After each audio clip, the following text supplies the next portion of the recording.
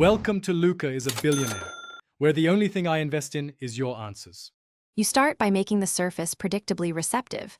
Clean, sand, and prime only where needed so paint bonds evenly. Once done, load your brush or roller with a moderate amount. Too much paint causes runs, too little causes drag.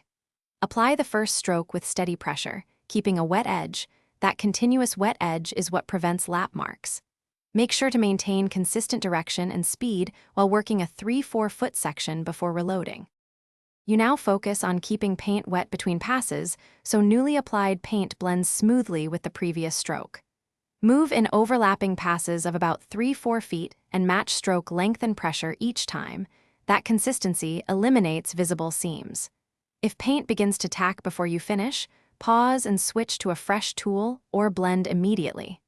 Also, regulate temperature and humidity because uneven drying rates create streaks.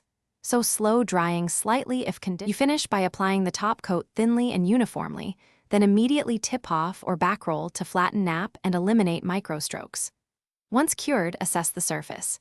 If you see streaks, sand lightly with 300-400 grit and recoat thinly to restore uniformity. Troubleshooting tip: if streaks are wet, level them right away by feathering with a clean, lightly loaded brush. If streaks are cured, sand and spot prime before touching up to ensure.